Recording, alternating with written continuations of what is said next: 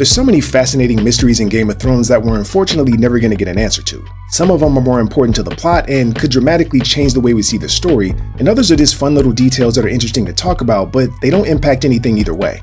I'm still working on possibly the greatest show-only theory that's ever been made, but today I want to focus on one of the more lighthearted mysteries and explain exactly what Podrick did to the girls at the brothel. You ain't got the answers, man! You ain't got the answers! It's funny to see this wholesome-ass teenager lose his virginity to 3 experienced women, and he ends up being so good that all 3 of them didn't want to take his money. You should be paying me, bitch. Now I know this isn't supposed to have an answer just like the 3 seashells from Demolition Man, but that's exactly why it's such a great thing to theorize about. I remember seeing this math riddle that said a 5-year-old could solve it in 10 minutes, but a college graduate would take an hour. Now it didn't take me an hour, but I spent about 10 minutes doing a bunch of algebra and trying to find the square roots of everything. But then when I read the instructions again, I realized that it was actually giving me the answer and not trying to question my intelligence. I never stopped to ask why a little kid would know how to solve this better than I would. So I ended up in a mental Chinese finger trap where I was moving further away from the answer the more I tried to solve it. A preschooler can solve this because they approach every problem in a simple way. So while I was wasting my time trying to use a bunch of complicated math and equations, a preschooler notices the simple details, like the amount of circles in each set of numbers. Everything in Game of Thrones has a simple explanation too, because the world was designed to operate like a real lived-in place.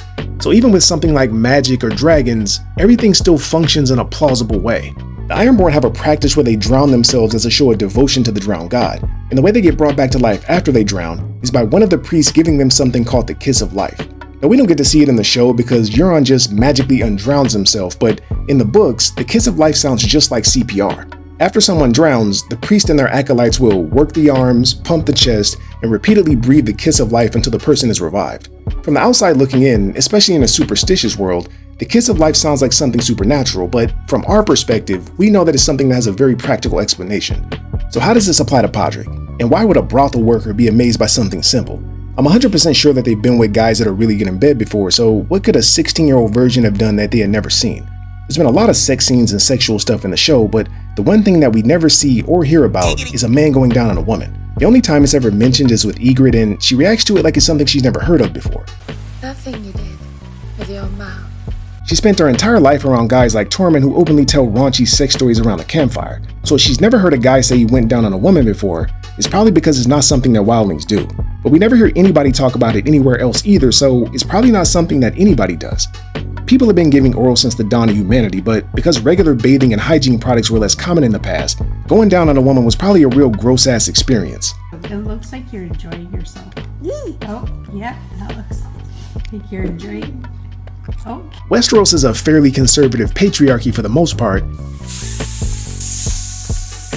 and is heavily inspired by medieval Europe.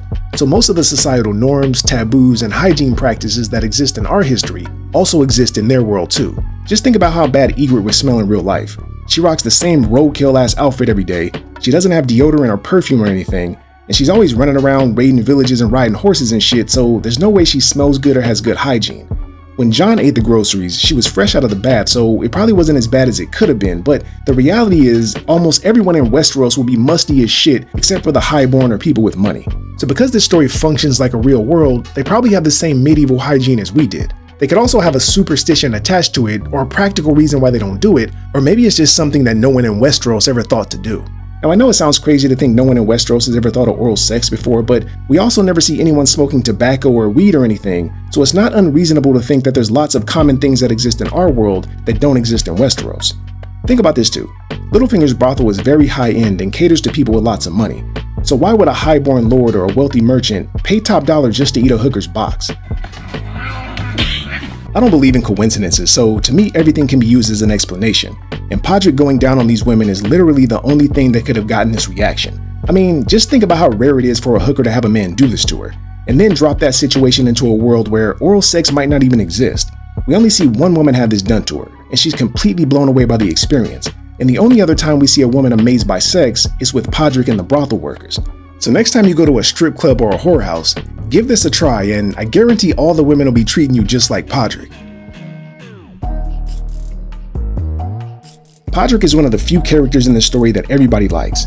He's always happy, he's the perfect sidekick, and he's probably the only character that doesn't want anything.